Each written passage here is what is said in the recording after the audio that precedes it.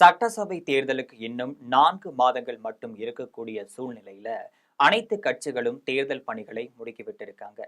திமுக கூட்டணியை பொறுத்த வரையில காங்கிரஸ், பிசிக, சிபிஐ, சிபிஎம், மதிமுக, மக்கள் நீதி மய்யம், கொமதேக, முஸ்லீம் லீக், மனிதநேய மக்கள் கட்சி, தவாக உள்ளிட்ட கட்சிகள் இருந்து வருகின்றன. இந்த தேர்தல்ல கருணாஸ், தமிமுன் அன்சாரி, தனியரசு உள்ளிட்டோரும் இணைகின்றனர். அதே போல தேமுதிக மற்றும் பாமக ராமதாஸ் பிரிவையும் இணைக்க திமுக தீவிரமாக பேச்சுவார்த்தை நடத்திட்டு வருவதாகவும் சொல்லப்படுது. இத்தனை கட்சிகளும் திமுக தலைமை எப்படி தொகுதிகளை பங்கீடு செய்யும் என்ற கேள்வியே பலரின் மனதில் இருந்துட்டு இருக்கு. ஏனென்றால் கடந்த ஓராண்டாகவே விசிக, காங்கிரஸ், மதிமுக, சிபிஐ, சிபிஎம் உள்ளிட்ட கட்சிகள் ஆட்சியில் பங்கு கொடுக்க வேண்டும் என்று பேசிட்டு வருகிறாங்க. பீகார் தேர்தல் முடிவுக்கு பின் விசிக, காங்கிரஸ் உள்ளிட்ட கட்சிகள் அந்த கோரிக்கையை கைவிட்டிருக்காங்க.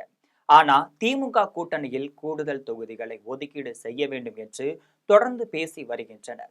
கடந்த தேர்தல்ல காங்கிரஸ் கட்சிக்கு 25 தொகுதிகளும், விசிக, மதிமுக, சிபிஐ, சிபிஎம் உள்ளிட்ட கட்சிகளுக்கு தலா 6 தொகுதிகளை திமுக ஒதுக்கீடு செய்தது. இம்முறை காங்கிரஸ், விசிக, சிபிஐ, சிபிஎம் உள்ளிட்ட கட்சிகள் கூடுதல் தொகுதிகளில் போட்டியிட வேண்டும் என்பதிலும் தீவிரமாக இருந்துட்டு இருக்காங்க.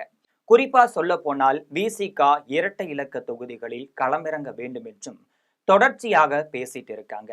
தவேக அரசியல் களத்துல களமிறங்க இருப்பதாலேயே பல்வேறு கட்சிகளுக்கும் விஜயும் ஒரு வாய்ப்பாக அமைந்திருக்காரு. ஏற்கனவே காங்கிரஸ் கட்சி தவேகவுடன் பேச்சுவார்த்தை நடத்தியதாகவும் கூறப்படுது. இந்த நிலையில தான் தொகுதி பங்கீடு விவகாரத்துல திமுக தலைமை முக்கிய முடிவு ஒன்றை எடுத்திருப்பதாகவும் சொல்லப்படுது. இந்த முறை 4 முனை போட்டி இருக்கும் என்பதால எந்த சிறிய கட்சியும் எளிதில் விட்டுவிடக்கூடாது என்பதில் முதல்வர் அவர்கள், குறிப்பாக ஸ்டாலின் அவர்கள் மும்முரம் காட்டிட்டு இருக்காரு. பல தொகுதிகளில் சில வாக்குகள் கூட வெற்றி, தோல்வி மாறக்கூடும். இதனால 2016 சட்டசபை தேர்தல் போல் மீண்டும் நடந்துவிடக் கூடாது என்று திமுக தலைமை ஒரு கணக்கு வச்சிட்டு இருக்கு. அதாவது விசிக, சிபிஐ மற்றும் சிபிஎம் ஆகிய 3 கட்சிகளும் கூடுதல் தொகுதிகளை ஒதுக்க திமுக தலைமை ஆலோசிச்சுட்டு இருக்கு.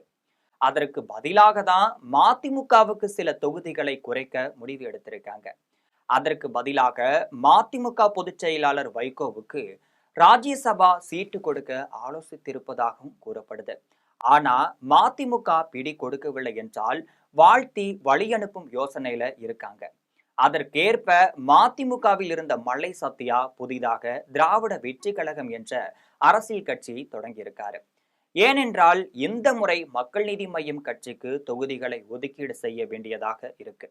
அதே போல உதயசூரியன் சின்னம் மற்றும் சொந்த சின்னம் ஆகியவற்றில் நிற்பதை பொறுத்துதான் சில தொகுதிகளை குறைக்க திமுக தலைமை ஆலோசிச்சுட்டு இருப்பதாகவும் கூறப்படுது.